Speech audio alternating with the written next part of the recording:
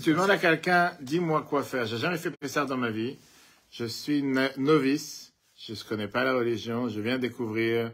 Je viens de me convertir comme la halakha. Ou je viens découvrir que je suis juif. Ou je viens d'apprendre qu'il y a une fête si importante comme la fête de Pessah. Et je voudrais savoir qu'est-ce que je dois faire ce soir, le soir du Seder.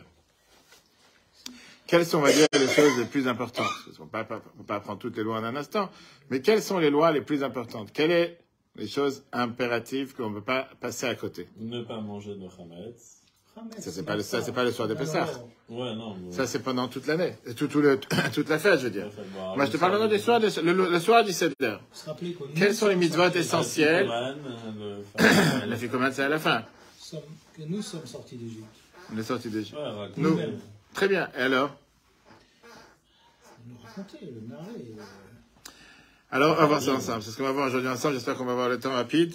Puisque, comme je l'ai dit tout à l'heure, l'idée du soir du Seder, d'abord, qu'est-ce que ça veut dire un Seder? C'est un ordre. C'est un ordre. C'est tout sauf un ordre. Parce qu'on fait tout, pas forcément un ordre. Le soir du Seder, c'est un soir dans lequel on te dit qu'il y a tellement de choses à faire que parfois les gens ils se focalisent sur tout ce qui est, on va dire, les choses qui sont moins essentielles. Et les choses essentielles sur lesquelles on devrait mettre l'accent, hein, fais pas attention. Et que si tu fais attention à l'ordre chronologique du Seder, parfois tu peux perdre les points les plus importants et pas comprendre c'est quoi le but du Seder, etc. Et c'est pour ça qu'aujourd'hui on va voir quels sont les mitzvot du Seder. Et on va voir quels sont, si on divise les mitzvot du Seder, on va voir qu'on a 4 unités. Pour se rappeler les choses de manière la plus simple. Il y a d'abord la Haggadah, le fait de raconter l'histoire de la sortie d'Égypte, on va entrer dans les détails après. Après, il y a la matzah et le maror, qui est manger la matzah et les herbes amères. On va voir quelle différence entre les deux. Qu'est-ce qui est mitzvah de la Torah? Qu'est-ce qui est mitzvah de Chachamim? Et on a après la table du Seder et le fait de se rappeler la libération, le fait de marquer des symboles comme quoi on a été libéré, etc. Maintenant, il y a pas mal de choses qu'on fait en plus qui est pourquoi? Pour étonner les enfants. Comme par exemple le karpas, l'oignon ou les herbes l'oignon dans le salé, ou bien, à part l'oignon dans le salé, comment les gens ils prennent, à part les oignons, ils prennent du persil, ou d'autres choses. Différents légumes. Il y a le fait que certains ont l'habitude de cacher la ficomane pour que les enfants ils viennent et posent des questions et qu'ils aient un cadeau, etc. Ok. Donc le soir de Pessah, on sait très bien qu'on a plusieurs mitzvot qui sont obligatoires pour le soir du Pessah. À part tous les mitzvot qu'il y a tous les Yom Tov, tous les jours de Yom Tov, qui est le repos du travail, la joie, le respect, le kiddush, la Havdalah, au temps du temple, aller au temple, aller à la règle. Il y a des mitzvot particulières à Pessah, on ne rentre pas maintenant dans le soir du Seder, qui sont numéro 1, interdiction de manger du chametz. Non, le soir de Pessah, c'est pas aujourd'hui. Bal yirae ou bal yimatzeh, ne pas voir et ne pas trouver du chametz. Et à part ça, tu as des mitzvot qui sont particulières au premier soir du Pessah, et en dehors d'Israël, les 2 premiers soirs. Manger la matzah, raconter l'histoire de la sortie d'Égypte, ça c'est les 2 mitzvot de la Torah. Manger le maror, ça c'est des chachamim. Boire les 4 verres de vin, c'est des chachamim. Raconter le halel. Et au temps du temple, il y avait aussi le devoir de manger l'agneau pascal. Ça, c'était, on va dire, les bases. Maintenant, quand tu suis le Seder, chronologiquement parlant, après on sait très bien qu'il y a des fois des manières que tu peux faire les choses pas chronologiques. Il y a tout un rituel qui est fait avec différentes coutumes. Aujourd'hui, on ne va pas rentrer dans les coutumes ni quoi que ce soit parce qu'il n'y a pas le temps. On va d'abord voir, comme j'ai dit, le minimum syndical. Qu'est-ce qu'on doit faire? Quelles sont les choses obligatoires? Et les autres détails, on peut les voir sur le Torah.fr ainsi que sur l'application. Commençons par le point numéro 1, l'histoire de la sortie d'Égypte. Mitzvah de la Torah de raconter le soir de Pessah, la sortie d'Égypte. C'est pour ça que c'est important de lire la Megillah dans une langue qu'on comprend. Celui qui lit la Megillah en hébreu et qui ne comprend pas, il n'a rien dit. L'histoire, c'est ce qu'on raconte depuis qu'on est sorti en Égypte, l'exil, jusqu'à ce qu'on est sorti. Et c'est d'ailleurs pour ça que les Chachamim ont mis en place la Haggadah chez Pessah. C'est quoi Haggadah? Raconter l'histoire de la sortie d'Égypte. En lisant la Haggadah, tu fais cette mitzvah. Il y a une mitzvah de raconter, on dit dans la Haggadah, Kol hamar belesaper beitziat Mitzrayim harizeh meshubach. Plus tu racontes, plus tu détailles, mieux c'est. Mais non. On peut rentrer après dans les détails, pourquoi la Haggadah est faite de cette manière. Est-ce que chacun doit dire les bénédictions pendant le Seder ou pas? On ne va pas rentrer dans tout ça. Certains ont l'habitude de le faire seulement, on va dire, le père de famille, seulement par personne, chacun notre paragraphe. Mais c'est vrai que celui qui est à la tête de la table, il doit raconter l'histoire, particulièrement aux enfants, qui participent, qui comprennent. Et c'est pour ça qu'il faut participer à cette histoire, que les enfants y participent. L'un des points majeurs du soir du Seder, c'est que les enfants participent. Pas comme certains disent, qu'on va dans un club pour Pessah et on veut savoir s'il y a un club kid ou un kid club. Comme ça, on peut faire ce qu'on a à faire et les enfants, ils vont courir toute la soirée et tous les soirs du Pessah, ils ont raté. Le but de Pessah, c'est de faire participer les enfants, pas de les mettre au kids club, on va savoir, d'accord? D'où on apprend les devoirs de raconter l'histoire de la sortie d'Égypte, dans la halakha.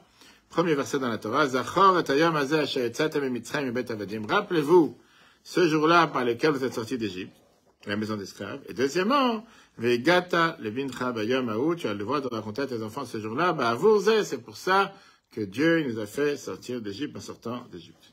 Ça, c'est le devoir qu'on a le devoir de faire. Donc il y a deux parties dans la mitzvah, se rappeler soi-même et raconter aux enfants. Quand on dit raconter aux enfants, c'est surtout aussi raconter et faire savoir aux générations suivantes, pour faire passer justement le message que c'est pas, comme tu as dit tout à l'heure, que c'est pas quelque chose qui s'est passé seulement à l'époque, il y a 3335 ans. C'est quelque chose qui se passe à chaque année. Et c'est pour ça qu'on a vu longuement dans les cours précédents cette semaine. On a vu hier, je crois qu'on a vu le cours d'explication du Rabbi sur la Haggadah, le 8e cours. Pourquoi les 4 fils, pourquoi ils ont été mis dans cet ordre, etc. C'est une des raisons pourquoi on commence le Seder tout de suite en entrant à la synagogue le soir. On n'attend pas, on ne traîne pas. Cette année, de toutes les façons, on ne peut pas commencer le Seder ici en France avant 9h10, 9h15, puisque c'est là qu'il commence à faire nuit. Mercredi ou jeudi? Les deux, jeudi, c'est encore plus tard. Ah, c'est plus Jeudi, tard. c'est encore plus tard parce qu'il faut attendre la tombée de la nuit. Non, jeudi, 9h15, je suis d'accord aussi. Oui. Tu vas avoir un procès. Tu vas avoir quoi? Un procès. Un procès, qu'est-ce que ça veut dire? Bah, ils vont vouloir qu'on commence avant, il y a des invités. Alors, tu peux commencer avant, sauf que les mitzvot, tu peux commencer le repas si tu veux. C'est une des manières qu'on dit aux gens qu'ils peuvent faire. Mais tu peux, les mitzvot qui sont le kiddush, qui sont la matzah, etc., les faire pendant qu'il fasse nuit. Pas les refaire, tu vas les faire pendant la nuit. Rien ne t'empêche de manger à 6h, 7h, t'as quelqu'un qui a envie de manger, il peut manger. D'ailleurs, c'est comme ça qu'on avait l'habitude de faire quand j'étais en Russie. Plusieurs fois, j'ai organisé des sdarim publics pour 500, 600, 700 personnes. C'était à Tchernovitz, à côté de la frontière avec le Japon. C'était à 8 heures d'avion de Moscou ou d'autres endroits. Où les gens, ils avaient peur, c'était en 94, 95, 96, etc. Et les gens, ils avaient peur de sortir le soir quand il fait nuit. Les communistes sont toujours là, ils ont peur de sortir. Et tu veux que les gens viennent au Seder. Donc on veut demander aux gens de venir 1h, 1h30 ou 2 heures avant la tombée de la nuit. On avait même une orchestre, on avait une chorale des enfants, c'était très très beau. Pièce de théâtre sur la sortie d'Égypte. Et donc il y avait le repas, etc. Et après les mitzvot de la fête, on les fait une fois qu'il fait nuit. Quand les gens ils sont là, ils sont déjà sortis, c'est pas qu'ils doivent rentrer chez eux quand il fait jour, etc. Donc tu peux, des fois, il y a des dérogations et des manières de pouvoir faire. Pourquoi pas, avec plaisir. D'accord. Ok? Donc ça, c'est maintenant l'histoire de la sortie d'Égypte. Comme j'ai dit, elle doit être faite d'une manière qu'on pose des questions, on a les réponses aux questions. Là, qui pose des questions, c'est Manishtana, bien sûr, et les réponses, c'est tout ce qui suit après, avec des Mayeno et toutes les autres parties. Et comme ça, on leur raconte l'histoire, toute l'histoire de la sortie d'Égypte. Mais ça, la Torah, c'est raconter l'histoire du Seder, toute cette histoire, je veux dire, toute l'histoire de la sortie d'Égypte. Et une fois qu'on a raconté cette histoire, tu n'es pas obligé d'écrire, de raconter seulement ce qui est écrit dans la Haggadah. Tu peux raconter des autres choses, des commentaires, des explications. Et c'est pour ça que la Haggadah, elle est composée de cette manière. On ne commence pas directement avec la sortie d'Égypte. C'est seulement une fois qu'on a posé les questions par les enfants que là, on commence à avancer avec la question de la sortie d'Égypte. La mitzvah, c'est de raconter aux enfants. C'est pour ça qu'on dit que les enfants, ils posent le manishtana.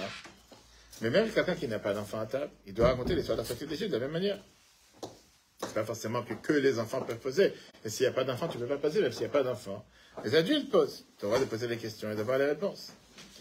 Il y a des gens qui ne savent pas, et c'est ce que je disais tout à l'heure, l'importance de raconter l'histoire de la sortie d'Égypte, de lire la Haggadah, l'histoire de Pessah. C'est une des mitzvot de la Torah, une des mitzvot essentielles de la sortie d'Égypte, l'histoire de Pessah.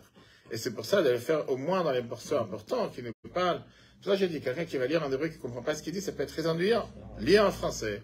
Comprends ce que tu dis, raconte l'histoire. Nous, ce qu'on a l'habitude de faire dans les sdarim publics. Les bénédictions, tu peux les lire en hébreu, c'est pas un problème. Mais tout le reste, tu peux lire en français. Donc, ce qu'on faisait à l'époque, on avait, j'ai dit, 500, 600 personnes dans ces sdarim communautaires. Chaque table, on prenait une personne qui a une grande voix, homme ou femme, on lui disait de lire. Pour ça fait participer tout le monde. Et les gens essaient de préparer, on disait, toi, tu reçois telle page, et comme ça, tu as lu la Haggadah. Je sais pas, un livre qui est tellement long. Et au contraire, après, il y a les différentes chansons, etc. Ok. C'est une des raisons pourquoi les Chachamim nous ont mis tellement de choses dans le Seder qui sont faites pour étonner les enfants. On fait des choses qui sont déformées de la norme. Par exemple, c'est très bien qu'on verse le deuxième verre avant le repas, ce qu'on fait nulle part dans un autre repas en général. Pour ça, c'est écrit dans Shulchan Aruch. Avant de lire la Haggadah, on repousse le plateau. Pareil, les gens disent que c'est bizarre. Après qu'on commence à manger, tu mets le plateau de côté. C'est une des raisons pour étonner les enfants. Pareil, il y en a qui ont l'habitude, c'est vrai qu'on ne fait pas aujourd'hui ça, mais à l'époque, ils avaient l'habitude de distribuer aux enfants des noix et des amandes, parce que c'était les seuls bonbons, les choses sucreries qu'ils avaient pour les entretenir. Et on sait très bien le fait de manger le karpas, ces légumes qui sont le persil, l'oignon, les pommes de terre, par rapport à chacun a différentes coutumes, pour retenir les enfants. Qu'est-ce qu'on est en train de faire de particulier? À part ça, il y a beaucoup de coutumes qui sont faites pour que les enfants soient des partenaires actifs dans le seder. Et c'est bien que chacun s'habitue à faire une petite parole. Comme j'ai dit, il y en a qui ont l'habitude de voler la ficomane, la mettre de côté pour que les parents leur proposent un cadeau. Le rabbi, il était contre. Beaucoup de décisionnaires aussi écrivent contre ces coutumes. Pourquoi tu veux habituer un enfant à voler quelque chose? Tu peux lui promettre un cadeau sans l'habituer que le soir du Pessah. Il faut voler quelque chose. Pour dire, je te rends pas si tu ne donnes pas quelque chose, etc. Passons à la deuxième chose qu'on a dit tout à l'heure, qui sont les karpas. On a dit qu'une des choses essentielles qu'on a l'habitude de faire le soir du Pessah, pour éveiller l'attention des enfants, c'est de manger les karpas avant de s'asseoir au repas. Et par ça, qu'on va tremper un légume, différents légumes, il y a plusieurs légumes qui peuvent exister, ou dans de l'eau salée, ou dans du vinaigre. Et ça, c'est quelque chose encore une fois qui est bizarre. C'est pas le moment du repas, ni quoi que ce soit. Idéalement parlant, je dis quand quelqu'un te dit karpas, quel légume prendre, n'importe quel légume que tu peux faire dessus la bracha à Adama, qui veut dire la bracha qu'on fait sur un légume, tu peux manger comme karpas. À part les légumes, bien sûr, sur lesquels on va faire la mise du maror, qui sont les herbes amères, la romaine, etc. Concrètement, aujourd'hui, les Sfaradim ont l'habitude de prendre du céleri, et les Ashkenazes prennent de l'oignon ou des pommes de terre. Il faut faire attention que dans la céleri, parfois, il peut y avoir aussi des bêtes, des bestioles. Il faut faire attention de nettoyer avant Yom Tov ou avant Shabbat, etc. Il y a plusieurs détails sur le karpas. On ne se lave pas les mains. On se lave les mains avant de tremper le karpas, mais on ne fait pas la bracha. On mange moins de 30 grammes. On ne mange pas le karpas à coudée, parce que le karpas, il vient te rappeler le mot samer perer, qui veut dire les travaux forcés. En règle générale, on ne veut pas se rappeler l'amertume. C'est la même lettre que samer perer, qui veut dire les travaux forcés. Les soit 600 000 juifs qui ont été asservis avec les travaux forcés. On ne veut pas qu'on fasse quoi que ce soit qui te rappelle l'amertume en étant accoudé. Accoudé, c'est un symbole de liberté, et pas un symbole de travaux forcés. D'asservissement. Donc l'un n'est pas cohérent avec l'autre. Ça, c'est la raison pourquoi on mange le karpas à cette étape. Qu'est-ce qui se passe après, comme on a dit tout à l'heure? On n'est pas entré dans la logique. Les deux mitzvot qui suivent, c'est la matzah et le maror. D'abord la matzah. Mitzvah de manger la matzah le soir de Pessah, contrairement à tous les autres jours, c'est mitzvah de la Torah. Quelqu'un qui ne veut pas manger de matzah pendant les 7 jours, il a le droit. Pas obligé. Même si j'allais dire, qu'est-ce qu'il va manger d'autre? C'est vrai qu'aujourd'hui, tu as des gâteaux, tu as des pâtes, tu as tout ce que tu veux caché le Pessah. Tu as des chalotes caché le Pessah. La semaine dernière, quelqu'un m'a envoyé des paquets de pâtes, spaghettis, etc., qui sont faits à base de riz et maïs. À base de fécule de riz et maïs, et qui sont des pâtes. La vérité, c'est que si quelqu'un ne savait pas de quoi ils sont faits, il n'aurait pas connu forcément la différence. Même les pâtes chinoises, c'est de la T'as farine de de tout. riz. T'as de tout. Alors oui, non, sauf qu'il faudrait avoir quand même une cache-route, de ne pas acheter quelque chose. Pourquoi? Parce que pas mal de fois, c'est fait dans les mêmes fabriques, dans les mêmes usines. On fabrique du chametz, etc. Quelle est l'idée derrière manger la matzah le soir de Pessah? Comme j'ai dit tout à l'heure, l'idée de manger la matzah derrière le soir de Pessah, d'abord c'est écrit dans la Torah, le 14 au soir, on doit manger de matzot. Et c'est pour se rappeler le fait qu'on est parti rapidement en sortant d'Égypte. C'était tout le cours de hier soir. Pourquoi avoir trompé Pharaon? Pourquoi lui avoir dit un mensonge? Pourquoi avoir dit qu'on part que pour 3 jours et on revient, alors que la réalité c'est qu'on essayait de partir pour tout le temps? Et deuxièmement, pourquoi s'être enfui? Ça s'appelle sortir avec une main haute et une main forte. Il y a un drama, comme la Torah nous dit. On est parti au milieu de la nuit comme des voleurs. Pourtant, Pharaon, il est venu te voir et t'a demandé, je vous en supplie, partez, parce qu'il y avait des morts partout. Pourquoi on a dû s'enfuir? C'était tout le cours de hier soir, donc on ne va pas le refaire maintenant. Maintenant, comme j'ai dit tout à l'heure, d'après la règle, d'après la halakha, il n'y a aucun devoir de manger pendant 7 jours la matzah. Par contre, il y a une interdiction de manger du chametz. Ça, c'est ce qui est écrit dans la Gemara Psachim, page 120, Shulchan Aruch, Siman 475. Comme je l'ai dit tout à l'heure, si tu ne manges pas de chametz, parce que tu n'as pas le droit, et tu ne veux pas manger de la matzah, qu'est-ce que tu vas manger? Sur quoi tu vas faire motzi Shabbat? Il n'y a pas 36 solutions. Par contre, la mitzvah de manger la matzah, ça c'est le soir du Seder. Et c'est la raison pour laquelle, seulement le soir du Seder, on fait une bracha particulière sur la matzah, contrairement à toute la fête. Toute la fête, tu fais un motzi lechaminaet, alors que le soir de Seder, tu fais la bracha à la chilat matzah. Oui, parce que c'est du pain, c'est du pain. Mais la bracha particulière sur la matzah, oui, on fait les deux, exactement. Mais la bracha particulière sur la matzah, c'est la bracha qui est faite seulement le soir du Seder, parce que c'est la seule fois qu'on a le devoir, la mitzvah, de manger la matzah. Maintenant, pas n'importe quel matzah est caché pour Pessah. C'est un autre point qu'il faut savoir. Maintenant, qu'est-ce qu'il veut dire? Ça comprend pour le CD. Là, on va tout de suite voir les détails. Mais pas n'importe quel matzah qui est caché pour Pesach, elle n'est pas chametz. Il y a pas mal de détails, comment faire la matzah, etc. C'est pour ça qu'on a besoin de voir une matzah shmura. Matzah shmura veut dire une matzah dans laquelle on a protégé, on a fait attention aux graines depuis le début de la fabrication jusqu'à ce qu'ils soient arrivés dans la farine, et tout ça qu'on a fait de matzah pour s'assurer qu'il n'y a pas eu contact avec de l'eau. C'est quoi de matzah et quel sol? On ne va pas rentrer dans les détails parce qu'on n'est pas en train de faire des fabriques de matzot. Mais au final, la matzah qu'on achète pour le soir du Seder et les 1900 paquets qu'on est en train de distribuer sur toute la Séléman et aux alentours, à des gens qui ne savent pas c'est quoi les matzot. J'ai une femme qui m'appelait la semaine dernière, elle me dit, mais je voudrais quand même les matzot carrés, les matzot blanches. Parce que ce qu'on lui a donné, malheureusement, ils sont rondes, ils sont mal faites et ils sont un peu grillés parfois. Ok, le pourquoi, on a le devoir, quel matzah on doit avoir pour le soir du Seder? Deux choses sur lesquelles il faut faire attention. Premièrement, que ce soit une matzah shmura. Qu'est-ce que ça veut dire matzah shmura? Matzah gardée. Qu'on a fait attention sur tout le processus de la préparation de la matzah avec une attention particulière, qu'elle ne devienne pas chamet. Tout celui qui a vu comment sont faits les vrais matzot, on peut visiter, il y a des films, etc., qui te montrent comme quoi, depuis qu'on a mélangé la farine et l'eau, jusqu'à ce que la matzah, elle sorte du four, il y a moins de 18 minutes. La réalité, c'est que c'est beaucoup moins que 18 minutes. Des fois, c'est 7, 8, 9 minutes. C'est beaucoup, beaucoup moins. Parce qu'on considère qu'à partir de 18 minutes, si tu l'as laissé sans travailler avec, elle peut éventuellement fermenter. Deuxième point, on fait attention au moins pour le soir du Seder que la matzah, ça soit faite, une matzah shmura avodatiad, une matzah qui est faite à la main. Pourquoi? Parce qu'il y a pas mal de détails halachiques qui te disent que les matzahs qui ne sont pas faites à la main, c'est des matzahs qui peuvent être parfois plus problématiques que des matzahs qui sont faites à la main. Pas entrer dans tous les détails techniques halachiques, on a vu ça dans les cours précédents dans les Torah.fr, que parfois quand c'est fait avec la machine, avec les tables tournantes, c'est comme des plaques tournantes de pâte, des fois il y a des morceaux de pâte qui peuvent rester, on parle dans tous les détails. L'idéal, c'est de prendre des matzahs faites à la main, et c'est pour ça qu'on a la matzah shmura.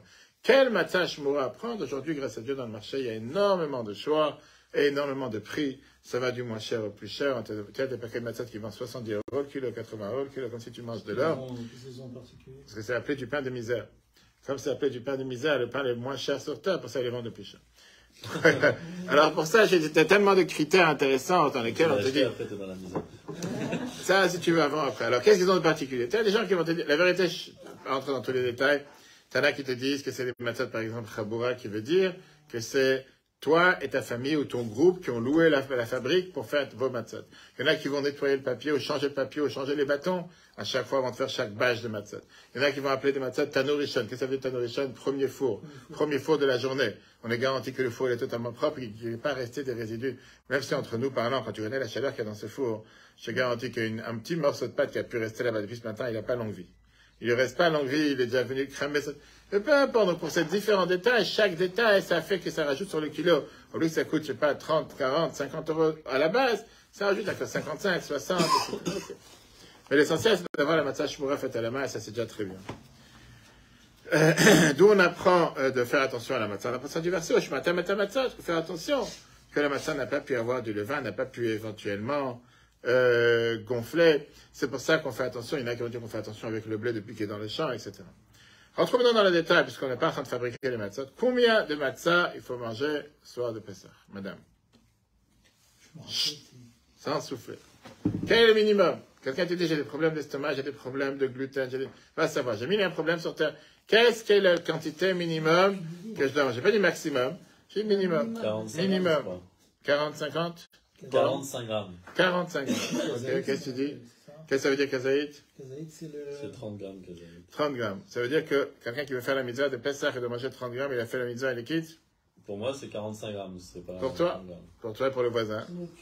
Aucune idée. Combien de matzahs il faut manger Ce que j'ai aujourd'hui? retenu, c'est que c'est une demi-matzah en Une gros, demi-matzah. par Ça personne. dépend. En moins de 30 secondes, je crois, en plus. C'est dans un temps imparti. Tu dis bien, mais pas exact. Oui, c'est On va tout possible. de suite voir. C'est qu'il faut faire. Les Chachamim, ils te disent, c'est pour ça qu'on fait le cours aujourd'hui, les Chachamim te disent que la quantité de matzah qu'il faut manger, Shulchan Aruch Siman 475, c'est un kazaït. Kazaït, traduction, veut dire comme une olive. Ça, c'est la traduction. Combien, exactement, combien veut dire, combien veut dire les quantités de nos jours? D'après les Ashkenaz, 15 grammes de matzah. D'après les Sfaradim, 27 grammes. D'accord? La différence entre Ben Ishraï et la Kut Yosef, etc. Quelle est la différence, si tu veux, entre Ashkenaz et Sepharad? Pourquoi pour tout il faut débattre? La différence, elle est très simple, on va apprendre ensemble. D'abord, un kazaït, on a vu ça dans les cours précédents, mais c'est toujours intéressant de rappeler. C'est pas le volume, c'est pas le poids, c'est dans le volume. Et donc, en général, comment tu compares le poids et le volume? C'est dans l'eau. Je te dis qu'un centilitre, c'est 1 gramme d'eau. Maintenant, le poids de la matzah, il fait en réalité la moitié d'un poids d'eau. Et donc, le volume d'un kazaï de matzah pèse beaucoup moins qu'un kazaï d'eau. Et c'est pour ça qu'il fait que 15 grammes. Maintenant, comme je t'ai dit tout à l'heure, tu ne peux pas décider et dire c'est une demi-matzah. Parce que c'est pour ça que chaque année, c'est intéressant de voir combien de matzahs tu as dans 1 kilo. En général, on te dit que si, par exemple, dans 1 kilo, tu as 16 matzahs, ça veut dire qu'une matzah fait environ 62 grammes. D'accord? Et donc, 15 grammes, c'est un quart de matzah. Et c'est pour ça qu'on a l'habitude chaque année, avant Pessah, d'ouvrir le kilo et voir ce qu'il y a à l'intérieur. Tu peux peser la matzah pour savoir la quantité exacte. Les Sfaradim, ils sont beaucoup plus rigoureux. Et ils te disent que non, qu'on va valoriser, on va calculer le poids le poids de la matzah comme le poids de l'eau. Et donc 27 grammes, ça c'est comme la valeur d'un kazaït dans l'eau. À part ça, est-ce qu'il faut peser en fonction de centilitres ou bien en fonction du poids, parce qu'on a dit que pour les Ashkenazes c'est fait demi-poids. Il y a une autre discussion qui est que pour les Sfaradim, un kazaït, ça équivaut à un demi-betza, qui veut dire un demi-œuf. On a dit c'est environ 27 grammes de l'époque. Les Ashkenazes, ils disent qu'un kazaït, c'est un tiers d'un œuf. Et c'est la raison pour laquelle il te dit c'est environ 17 grammes. Quelle est la conclusion? Que quand c'est quelque chose qui est une demande de la Torah, les Ashkenazes ils vont te dire qu'on va demander d'aller après la vie rigoureux, qui est comme un demi-œuf, qu'on a dit 27 grammes, pardon. Et quand c'est quelque chose de Chachamim, on va aller pour un tiers d'un œuf qui est 17 grammes. Et de là, toute la distinction. Pourquoi pour la matzah c'est 27 grammes et pour le maror 17 grammes. Je dis c'est vraiment exactement la différence entre Chachamim et de Raïta, etc. Et donc pour les Ashkenazes, le premier kazaï de matzah c'est 27 grammes. Kazaï du maror, c'est 17 grammes. Et après, le deuxième kazaï du maror, c'est encore 17 grammes. Kazaï de la matzah, qui est pour la ficomane, 17 grammes. Et il y en a qui rajoutent un deuxième kazaï de matzah pour la ficomane, c'est encore 17 grammes. Et donc, en général, quand tu dois calculer, on va tout voir les quantités exactes. Qu'est-ce que tu dois voir le du salaire? La réalité, elle est, il n'y a presque rien à manger. Ça, c'est la première chose qu'il faut savoir. C'est-à-dire, si quelqu'un il pense qu'avec toute cette loi, il faut se gaver de matzot, il faut manger 3 kilos de mère ou de romaine, il ne sait pas de quoi il parle. Tu as le droit, tu peux prendre 3 kilos de mère. Mais ne dis pas que c'est ce que la halakha t'impose. Tu vois les quantités exactes, ça, c'est ce qu'on vient de voir. Maintenant, cette quantité-là, comme tu as dit tout à l'heure, il faut la manger dans un certain laps de temps. Pourquoi? Parce que la halakha considère que si tu manges 30 grammes ou 27 grammes de matzot sur 2 heures, c'est pas considéré que tu as mangé. C'est comme si tu as mangé 5 grammes ici, tu as fait une pause d'une demi-heure, encore 5 grammes, etc. Quel est le laps de temps? Le laps de temps, c'est écrit dans Shulchan Aruch, Siman 495, encore une fois. Kedei achilat pras. Qu'est-ce que ça veut dire, Kedei achilat pras? Encore une fois, intéressant à comprendre quelle est cette idée. Kedei achilat pras, ça veut dire, la Torah considère qu'achilat pras, c'est comme manger un demi-loaf ou un demi-morceau de pain en blé, au blé. La Torah considère comme ça, qu'à part chaque chose, les quantités de ce qu'il faut manger, il faut aussi le manger dans un certain laps de temps, pour que ce soit calculé que tu as mangé. D'après la halakha, Kippour, par exemple, on sait très bien que quelqu'un qui doit manger le jour de Kippour, il doit attendre entre chaque repas, entre chaque bouchée, entre chaque quantité qu'il pourrait éventuellement manger. Pourquoi? Pour ce qu'il a mangé, ça ne soit pas considéré comme s'il a vraiment mangé, il a dépassé la norme, parce que ce n'est pas considéré appelé à manger. Alors, comment on va calculer ces laps de temps? Il y a différents avis, ça va de 3 minutes à 9 minutes. Et donc, c'est pour ça qu'on te dit que d'après la vie rigoureuse, c'est 3-4 minutes. Mais dans la réalité, elle est que manger 27 grammes de matzah en 4 minutes, c'est vraiment pas énorme. Quelqu'un qui veut manger, c'est pas beaucoup. C'est un quart de matzah. C'est rien de rien, ça dépend exactement. Environ un quart de matzah, c'est rien. Alors, si tu parles au milieu, etc., c'est ce que je dis, c'est comme si tu as mangé 2 crackers, c'est environ, quand tu réfléchis, c'est pas beaucoup. Quelqu'un qui parle ou quelqu'un qui se force à manger 2 matzahs entières, il a du mal avec 4 minutes. Je dis. C'est pour ça, c'est comme tout. Revenons encore une fois à la règle. Les Sfaradim ont l'habitude de tremper la matzah dans le sel. De la même manière qu'on trempe le pain dans le sel à chaque fois qu'on mange du pain, les Ashkenazes ne trempent pas la matzah dans le sel pour laisser le goût de la matzah pure, sans sel. Je me rappelle à chaque fois que j'amène des matzahs à l'hôpital, comme je vais faire la semaine prochaine, on a un hôpital d'enseignement qui est pour les diabétiques, etc. Et le directeur il ne voulait pas du tout qu'on amène les matzahs, parce qu'il n'a pas le droit. Vous savez, des gens qui ont des problèmes avec diabète. Mais j'ai montré sur la composition, il n'y a pas de sel. C'est de l'eau et de la farine. Il n'y a pas de sucre, rien. C'est de l'eau et de la farine. Il n'y a pas de sel, rien. Il n'y a aucun problème de pouvoir Tu comprends? Maintenant, dans un seder normal, et c'est vrai, votre dans les salipes, dans un seder normal, pas tout le monde sait combien de matzot il faut manger d'après la mitzvah. Ça, c'est le minimum, on est en train de parler, d'accord? Et parfois, ils peuvent s'embrouiller. C'est pour ça qu'on dit que c'est bien d'organiser un kazaït. C'est pour ça que cette année, on avait aussi les matzot que je donnais à tout le monde. Il y a des matzot kazaït qui sont faits avec la quantité exacte. 30 grammes, tu veux, ça te fait la mitzvah. La mitzvah, elle est appelée dans la Torah, lechem oni, un pain de misère, un pain de pauvre. Et là, les chachamim nous ont appris, c'est pour ça qu'elle doit être cassée et pas entière. Et c'est pour ça qu'avant qu'on dise la Haggadah, on a l'habitude de casser la matzah, on a l'étape qui s'appelle yachatz, dans laquelle on mange après de la matzah cassée. Même quelqu'un qui n'a pas un plateau, parce que pas mal de coutumes ont l'habitude de faire un plateau central pour la table, un plateau central pour celui qui va faire le plateau. Néanmoins, on va prendre du matzah entier, on va prendre un morceau du matzah. Celui qui a un plateau avec ses matzot, il doit manger une quantité au moins de 2 fois kazaït. Pourquoi? Parce que tu as fait 2 bénédictions. On a dit que tu as fait un motzi lechem min haaretz et un achilat matzah. Donc tu dois manger 2 fois 27 grammes. 27 grammes de la première et 27 grammes de la deuxième. La troisième, on ne la touche pas, puisqu'elle va être plus tard utilisée pour le sandwich qui est appelé aussi le kowers. Ça, c'est pour les ashkenazes. Maintenant, quand tu manges 2 kazaït, tu n'es pas obligé de manger 2 kazaït, comme on a dit tout à l'heure, 27 grammes de chaque. Tu peux manger 17 grammes ou 19 grammes de chaque. Tu peux diminuer avec 9 grammes en moins. Néanmoins, ça aussi, il faut le manger dans le laps de temps qu'on a dit tout à l'heure. Qu'est-ce qui se passe avec les personnes âgées, personnes malades? Est-ce que pour eux, il y a une dérogation par rapport à la quantité de matzah, etc. Une personne malade, une personne âgée peut tremper la matzah dans l'eau, qui n'est pas chaude. Si ça lui permet de pouvoir de manger la matzah plus facilement, surtout quelqu'un qui a des problèmes avec les dents, etc. Celui qui ne fait pas de contact entre la matzah et l'eau, comme chez Chabad, on a l'habitude de ne pas mélanger aucun contact entre la matzah et l'eau, de peur que tu aies de la farine qui est restée sur la matzah. Il peut très bien faire la matzah en farine, ou en tout petit morceau. Et il peut aussi boire de l'eau, un verre d'eau à côté avec ça qui mange la matzah. C'est écrit dans Shulchan Aruch, Siman 461. Si ça n'aide pas, on peut encore une fois avoir des dérogations de la manière suivante.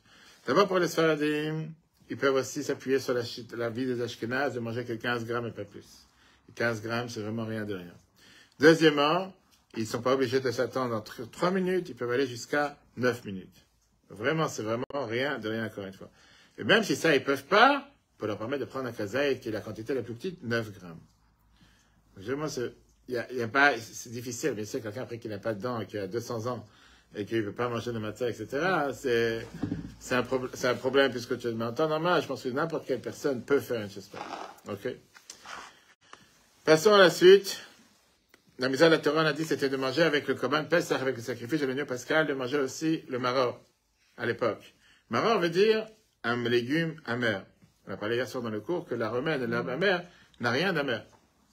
Pourquoi on mange la romaine? On a vu ça dans le cours hier soir. Pour se rappeler la période de la sortie d'Égypte, la période du fait qu'on était esclaves en Égypte, dans laquelle ils ont rendu amer la vie du peuple juif. Aujourd'hui qu'on n'a pas le sacrifice de l'année pascale, il n'y a pas de mitzvah de la Torah de manger le maror. Mais néanmoins, les chachamim ont mis cette mitzvah de soir du seder de manger le maror. Il y a plusieurs sortes de légumes qui peuvent être utilisés pour le maror. Le plus reconnu, le plus répandu, c'est les feuilles de romaine et les herbes amères. Et en France, encore une fois, parce qu'on a la chance d'être dans un pays civilisé, un pays propre. Je veux te dire que j'ai mes enfants qui sont aujourd'hui en Shlichut au Canada, en Amérique, qui m'a dit qu'elle est partie la semaine dernière acheter des herbes amères. C'était une catastrophe, le nombre de bestioles et de bêtes qu'elle a trouvées à l'intérieur. Je dis, pourquoi tu n'as pas acheté des herbes sous serre? Elle a voulu tester, elle a voulu voir. Ou bien des icebergs. Pas trouvé. Ce qu'ils ont trouvé, il n'y a pas sous serre, comme tu trouves ici en France, etc. Elles sont déjà lavées 3 fois avant d'arriver au supermarché. Ça se peut. Hors taxe. Peut-être. Mais d'abord, numéro 1, la réalité, elle est que celui qui va me dire qu'il a trouvé ici des herbes amères sous serre, je parle, ou des romaines, qui sont avec des bestioles, comme c'est écrit dans le livre, etc., qui me les apportent. Moi, j'ai pas trouvé. Chaque année, je les achète, chaque année, je cherche. Peut-être on a trouvé une quelque part, bien sûr, on vérifie. En général, il n'y a pas des quantités de bestioles que tu veux trouver. Ici, on trouve des produits vraiment très, très propres. C'est encore un des avantages qu'on a en France, qu'il n'y a pas ailleurs. Celui qui veut aller s'amuser à aller tremper dans du savon, etc., tant mieux pour lui. Qui me dira la marque du savon qu'il a pris. Une akrabat, on a l'habitude de prendre. Une akrabat, c'est de prendre oui, quelqu'un m'a écrit hier, par exemple. Non, ce matin, on parlait entre rabbinim ensemble, qu'il avait trouvé que dans un livre, c'est écrit que sur les barquettes aluminium à usage unique, qui sont engraissées avec de l'huile, il faut prendre avec une cache-route, etc. Parce qu'à Bnei Brak, je dis, écoute, ici on est en 2023, on n'est pas à Bnei Brak, et je ne connais pas des plaques aluminium qui sont fabriquées ici engraissées avec de l'huile. La seule fois que j'ai vu ça dans ma vie, c'était en Argentine il y a 25 ans, où il y avait des barquettes qui n'étaient pas forcément à usage unique, mais ils sont peut-être engraissés avec de l'huile. Aujourd'hui, on est tellement contre tout ce qui sont les produits à base de graisse animale ou de graisse tout court avec les écologies. Mais tu as des gens que, bon, s'ils sont, pourquoi pas. Chez Chabad, on a l'habitude, Ça fait du bien, en fait. chez Chabad, on a l'habitude de prendre pour le maror, soit de l'herbe amère, soit de réfort. Comme j'ai dit tout à l'heure, c'est important de faire attention, de les vérifier en tout cas, de s'assurer qu'il n'y a pas de bestioles et que ce soit. Maintenant, l'obligation n'est pas de manger un légume amer, mais un légume qui a dedans de l'amertume. Les herbes amères ou la romaine, quand elle grandit très très fort, elle est amère, parce que quand elle est très très jeune, elle n'est pas tellement amère. Donc c'est pas parce que si tu ressens pas l'amertume, quand tu manges l'iceberg, je ne sais pas si tu sens l'amertume dedans, c'est pas vraiment amer. Je peux prendre des légumes, comme j'avais raconté ça dans les cours. Les endives parfois, et même les endives. Une fois j'étais en Russie, j'ai acheté du réfort dans un marché, même en expliquant du réfort, personne n'avait compris. Je sais que quelqu'un m'a vendu quelque chose qui était des carottes blanches, qui avait exactement l'air comme le réfort. Et ça, je peux te dire que c'était amer. Je ne sais pas si ça existe ici des carottes blanches, mais en tout cas, il y a des choses qui sont beaucoup plus amères qu'autre chose. D'accord? Il y a beaucoup de détails qu'est-ce qu'on prend dans le maror. Je n'ai pas envie de perdre de temps dessus. Combien de maror il faut prendre? Encore une fois, un kazaït en 4 minutes environ. Pour les sfaradim, on a dit tout à l'heure, c'est 27 grammes. Pour les ashkenaz, ça peut être suffisant, 17 grammes. Le maror, on le trempe dans le charoset. Et là, c'est le grand débat qu'on a tous les ans avec les ashkenaz et les séfarades. Que le charoset, c'est quoi? Ça rappelle le ciment dans lequel les juifs, le mortier, dans lequel les juifs préparaient pour faire les briques. En 2 mots, c'est pas du miel ou de la confiture, ou quelque chose de doux. C'est pas quelque chose de doux qui est fait pour se rappeler les bons jours ou les bons... C'est pour se rappeler l'amertume. Aujourd'hui, il y a des gens qui mangent de la charoset avec le maror, qui te mettent des kilos de charoset, et qui font une charoset avec des dattes, avec des figues, et tout ce que tu veux. Ça devient une confiture. Non, c'est pas... Le but, c'est de se rappeler le mortier dans lequel on a travaillé les travaux forcés pour construire les miracles. Typiquement tunisien, ça, le vin. Non, chez Chabad aussi, on trempe dans les vins, c'est pour se rappeler. Pourquoi on met le vin? On met le vin pour se rappeler la maca de dame, la plaie de sang avec laquelle Dieu a puni les Égyptiens. Charoset, c'est en général, c'est un mélange de fruits et de noix qui sont en général assez solides, c'est pas quelque chose de liquide, qu'on va diluer un peu dans le vin, etc. Maintenant, charoset, comme j'ai dit, il y a différentes manières. Chez Chabad, on prend des pommes, pois et noix. Après, il y a différentes coutumes, différentes manières de faire, etc. Une fois qu'on a passé le charoset, on a train de voir ce qu'il y a sur le plateau, on a vu le maror, le charoset. Quand on a mangé le matzah et le maror séparément, on les mange maintenant les deux ensemble, on fait ce fameux sandwich qu'on appelle le korer. Chez les sfaradim, il faut manger, encore une fois, 27 grammes de matzah et 27 grammes de maror. Chez les ashkenaz, il suffit de prendre 9 grammes de matzah et 17 grammes de maror. On les mange ensemble, pas séparément, et pareil, essayez de les manger au moins en 4 minutes, entre 4 et 9 minutes après les différentes avis. Jusqu'à maintenant, on a vu la mitzvah de manger la matzah et la mitzvah de manger le maror. À part ça, il y a encore une mitzvah ce soir, le soir du Seder que les Chachamim ont fixé, qui est manger un clot de matzah, c'est la ficomane. La ficomane qui est le dessert. Pourquoi on mange la ficomane aujourd'hui? Pour se rappeler le sacrifice de l'agneau pascal, qu'on mangeait le soir de Pessah. Et c'est pour ça que les lois, comment manger la ficomane, ils ressemblent plus ou moins aux lois qu'il y avait dans l'histoire de l'agneau pascal. Certains pensent que la matzah, il faut la manger seulement de la matzah que tu as cachée, mais si tu as avec seulement une personne qui a préparé la ficomane du plateau, il n'y a qu'une matzah cachée, il n'y en a pas assez pour tous ceux qui sont assis à table. C'est une erreur, parce que chacun il a le devoir de manger la ficomane, peu importe si tu as caché une matzah ou tu as caché 10 matzahs. La ficomane, on le mange à la fin du repas une fois qu'on est rassasié. Pourquoi? Parce que même le sacrifice de l'agneau pascal, on devait aussi le manger une fois qu'on était rassasié. La ficomane, on a l'habitude de le manger en général avant la moitié de la nuit. Alors cette année, on n'a pas de problème, parce que c'est à 2h-10, puisqu'on a changé l'heure. Comme le sacrifice de l'agneau pascal, il fallait le manger avant la moitié de la nuit. Combien de matzah il faut manger avec la ficomane? Pour les sfaradim, encore une fois, 27 grammes. Pour les ashkenaz, 17 grammes. Et il faut manger la matzah sur un endroit, pas changer sa place, changer de lieu, etc. Et une des raisons qu'on dit de manger la matzah à la fin, pour garder le goût de matzah après le repas et ne pas manger autre chose. C'est pour ça que chez les ashkenaz, on fait attention de ne pas boire, de rien manger, quoi que ce soit, après la ficomane. Et chez Chabad, on fait même attention de ne pas boire même de l'eau. Il y a encore un verre de vin après la ficomane. Oui, à part les 2 verres de vin. À part les 2 verres de vin. À part les 2 verres de vin, on boit rien, on mange rien d'autre, etc. Arrivons maintenant à ce que les gens attendent de plus en général. Les gens sont déjà fatigués après tous les céders, etc. Et là, il faut manger le repas. Maintenant, il faut manger le repas de Pessah. Bien sûr que c'est important, c'est mitzvah de la Torah, Shulchan Aruch. C'est important de faire une très belle table. On a l'habitude d'avoir les bougies de la fête qui sont sur la table du Seder. Jusqu'à maintenant, on a parlé de ce qu'il faut manger pendant le Seder, on a dit le minimum, pour faire les mitzvot, ou la coutume. Matzah et maror, karpas, recette.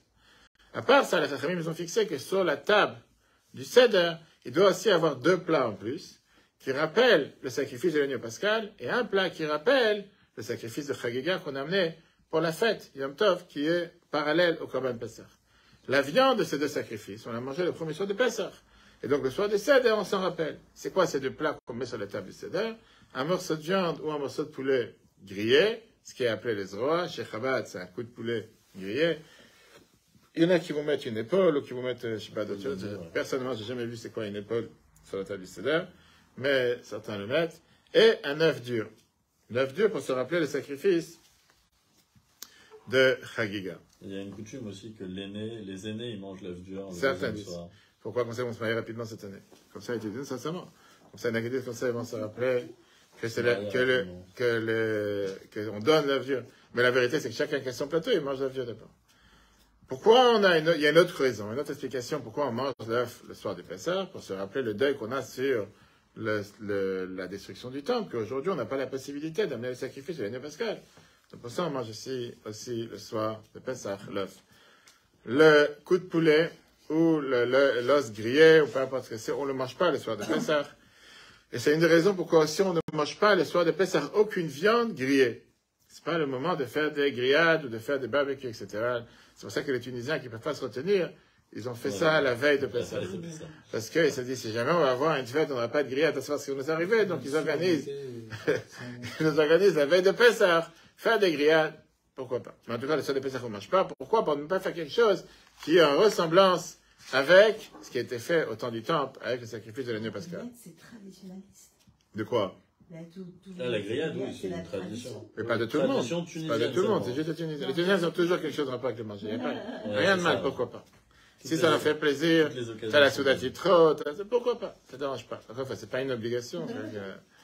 La vérité, c'est que la veille de Pessah, les gens sont occupés à faire la recherche du Khametz et tout. Je ne sais pas qui c'est qui a la tête. Bon, pourquoi pas? Sur la table du Seder, il y a un plateau sur lequel on met tous ces éléments, les matzot, le maror, le charoset, le zroa, le coup de poulet et l'œuf et le karpas.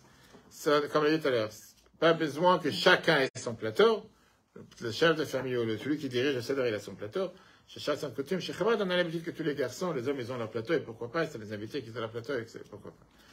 Une fois qu'on a fait les mitzvot essentiels, qui sont racontés à la Haggadah, la matzah et le maror, on mange le repas de la fête, et pareil, ça doit être fait de manière de liberté, avec du manger en quantité normale. Mais comme je dis, il y a beaucoup de gens, qu'une fois qu'ils arrivent déjà au repas, ils n'ont plus la force de manger, parce qu'il est déjà tard, etc.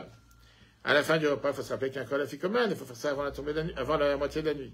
Et c'est pour ça que beaucoup font attention à ne pas manger trop le soir de Pessah, de ne pas faire un repas pour laisser de la place pour la ficomane. Parce qu'au final, entre les matzot que tu as mangé, le maror, le sandwich, il y a encore la ficomane. Pas non plus de manger trop tard. Et surtout, celui qui fait attention à ne pas boire après la ficomane, c'est bien qu'il peut boire maintenant pendant le repas. Et si quelqu'un il veut boire encore plus pendant le repas, pourquoi pas? Il y a encore une chose qu'on n'a pas vue, c'est les 4 verres. Les nous ont dit qu'on doit se rappeler qu'on est sorti d'Égypte ce soir. Et c'est pour ça que tout l'ordre chronologique du Seder, surtout les choses importantes qui sont boire les 4 verres de vin, et le fait de boire à coudée, ça vient nous rappeler des événements festifs et des événements de liberté. Pourquoi du vin et pas autre chose? Parce que le vin est considéré une boisson importante, qu'on ne boit pas comme ça simplement pour un oui ou pour un non, à part les Français que chaque repas à midi doivent boire des bouteilles de vin. En général, les gens normaux ne boivent pas du vin, il n'y a pas des canettes de vin pour l'instant. C'est considéré alors j'ai déjà vu des canettes de vodka, mais c'est de se considérer que ça soit une boisson importante. Et là, pour ça que la Torah te dit, Ein simcha ela bebasar v'yayin, quelqu'un est joyeux avec de la viande et du vin. Deuxièmement, on a l'habitude de boire à coudée, ou même de manger à coudée pour certaines coutumes, parce que c'était à l'époque accepté dans toutes les grandes, on va dire, je ne sais pas si c'est monarchie ou roi, etc. C'est écrit dans la Gemara Psachim 99. Que quelqu'un qui avait un certain standard ou un certain niveau dans la société, il mangeait à coudée comme s'il était libre. On voit ça encore dans certains pays du Moyen-Orient, etc. Mais c'est quoi la coudée? Je tiens coudée, c'est se mettre du côté. Je le mets comme ça et... Non, se mettre du côté. L'idée, il faut faire attention, pas du côté droit, pour pas que ça se mélange l'œsophage et la trachée, de l'autre côté. C'est d'avoir un système de liberté. Une femme qui veut Comme ça, s'accouder. et je bois. Exactement. Il y en a qui vont s'accouder sur un coussin, la sphère, la plus du côté. De là à te dire qu'il faut tout verser sur toi, que tout se renverse sur toi, comme des gens, des fois, ils font dans l'extravagance, dans tout. C'est pas obligé Au d'être. Maroc, ils mangeaient carrément sur Par des terre. tables par terre, et ils étaient vraiment obligés d'être accoudés. Oui, mais je dis qu'au Maroc, ils mangeaient par terre toute l'année. Sérieux, t'as des pays, qui mangent par terre toute l'année. Une question, si c'est possible, Oui. pour terminer ton cours. Est-ce qu'il y a un sens kabbalistique à tout ça? Parce que, enfin, je veux dire, on parle d'Osgri et on parle de... Il y a beaucoup de symboles, mais est-ce que les symboles sont aussi importants que ça? Est-ce qu'il n'y a pas peut-être quelque chose de... La sortie d'Égypte, elle est tellement profonde dans elle-même. Est-ce qu'on a besoin de toutes ces choses-là, tous ces artifices? Torah.fr. Pas tout faire d'un coup. Torah.fr, on a parlé de ça hier soir, on va reparler encore une fois du lundi, qui est justement tout ce qu'on appelle le Seder, c'est le plus grand désordre total. Qu'est-ce qu'on se prend la tête avec tout ça? Est-ce que Dieu il a besoin d'avoir tous ces détails? C'est en ordre. Voilà. Est-ce que C'est- Dieu, voilà, exactement. la vraie question est là. Torah.fr. Est-ce que Dieu a besoin d'avoir tout ça? Torah.fr. Je te renverrai là. Tout à fait. Mais ça, c'est dans la vie, ça, c'est dans la vie de tous les jours. Je suis tout à fait d'accord avec toi. Mais on a vu dans le cours hier soir une raison, une explication qu'on a vu dans le cours hier soir. Pourquoi barbare? Qu'est-ce qu'il y a de barbare de prendre de la matzah? Non, pas barbare, primitif. Alors, encore une fois, là, on va dire, tout se passe dans les détails. On a vu ça hier soir que les 3 jours, soi-disant avoir trompé Pharaon, c'était pas Pharaon, c'était le peuple juif. C'était tout un symbole, un rituel pour que nous, on sorte de l'Égypte. De toute façon, on devait suivre tout ce rituel. Mais regarde, tu as la réponse à la question, est-ce qu'on a vraiment besoin de tous ces détails? Ok, les 4 vers, pourquoi 4 vers? Un qui est fait sur le Kiddush, un pour la Haggadah, un pour le Birkat Amazon et un pour le Hallel. C'est comme ça qu'ils sont découpés pendant toute la soirée. Quel verre et quelle quantité? D'après la halakha, ça suffit d'avoir 8 centilitres. 6, ça inclut dans le mot kos, qui veut dire compte numérique 86. 8 centilitres 6. Ça, c'est ce qu'on a besoin, 86 millilitres. Il faut que ce soit un verre entier, pas un verre cassé ou coupé, et un verre propre de l'intérieur et de l'extérieur. Quel vin? Pas d'obligation de boire du vin rouge. On peut faire avec du raisin aussi. On peut faire avec du raisin si quelqu'un ne peut pas boire du vin. Pourquoi on dit que c'est mieux du vin rouge? Pour la simple raison que les gens considèrent que le vin rouge est plus important que le vin blanc. C'est vrai que tu vas parler avec un cuisinier, il va te dire que le vin blanc, c'est pour cuisiner, pas le vin rouge. Très bien. Et en général, les gens ne boivent pas du vin blanc. Mais quelqu'un qui est plus à l'aise ou qui a un vin blanc qui a une meilleure qualité que du vin rouge, je peux très bien prendre du vin blanc. Donc ça, c'est pour les Sfaradim, ils préfèrent du vin rouge, même s'il est de moins bonne qualité, et pas d'obligation. En tout cas, il faut que ce soit un vin qui est apte à boire par la personne qui veut le boire, celui qui a des difficultés à boire du vin. Il peut très bien boire du jus de raisin, ou ce qu'on appelle du yain kal, qui veut dire du vin léger, beaucoup plus léger. Il faut boire la majorité du verre, ou tout le verre, si quelqu'un a des difficultés, il doit boire minimum 44 millilitres, qui veut dire 4 centilitres et demi. Et ça va le boire en un coup pendant plusieurs moments. Comme j'ai dit tout à l'heure, qu'est-ce qu'on doit manger à coudée? Les matzot et le matzot et le vin. Le maror, on ne mange pas à coudée. Et à part ça, on finit avec le halal, puisque le halal, c'est pour remercier Dieu qu'on a eu la possibilité de faire ce seder et qu'on est sûr que Dieu a accepté nos prières. Voilà, en rapide, qu'est-ce qu'on doit faire? Quelles sont les choses minimum? Il y a encore énormément de détails, mais tout ça, on peut revoir sur le site etora.fr et l'application. Très bonne journée à tous. Comme j'ai dit déjà hier, on distribue le matzah aujourd'hui à des milliers de familles, 900 familles, plus les colis, etc. Et donc, important de participer. On dirait une méthode de Pessah, c'est participer au colis pour les nécessiteux. Pensez à faire les dons sur le site rebat77.org. Rubrique Pessah pour nous donner la possibilité d'aider le maximum de personnes. Le cours en replay sur etora.fr. Très bonne journée à tous et à la semaine prochaine.